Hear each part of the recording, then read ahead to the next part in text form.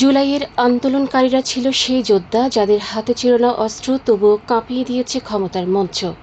এই স্লোগানকে সামনে রেখে জুলাই শহীদ দিবস উপলক্ষে কক্সবাজার জেলা প্রশাসনের আয়োজনে আলোচনা সভা অনুষ্ঠিত হয়েছে।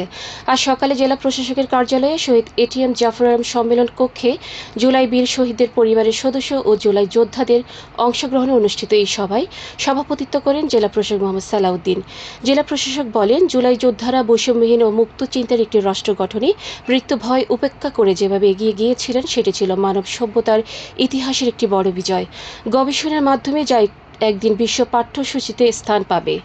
সবাই সাবেক সংসদ সদস্য লুৎফুর রহমান কাজল, জেলা পরিষদের প্রধান নির্বাহী কর্মকর্তা মোহাম্মদ আল মারুফ, অতিরিক্ত জেলা প্রশাসক ইমরান হোসেন সজীব, অতিরিক্ত পুলিশ সুপার জসিমউদ্দিন চৌধুরী, শহীদ তানভীর সিদ্দিকীর পিতা বাদশা মিয়া, শহীদ ওয়াসিমের বড় ভাই আরশাদ আলী, শহীদ আহসান হাবিবের চাচা মাসুদ সিদ্দিকী, ছাত্র প্রতিনিধি রবিউল ইসলাম, জিনিয়া শারমিন রিয়া, প্রেস ক্লাব সভাপতি মাহবুর রহমান সহ সংশ্লিষ্টরা বক্তব্য রাখেন।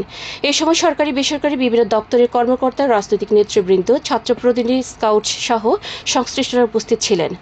সবাই বক্তারা বলেন, জুলাই অভ্যুত্থান ছিল গণতন্ত্র, ন্যায় বিচার ও আইনের শাসনের পক্ষের আন্দোলন, যার মাধ্যমে দীর্ঘ সময় ধরে আঁকড়ে থাকা একটি স্বৈরাচার সরকারের পতন হয়েছে।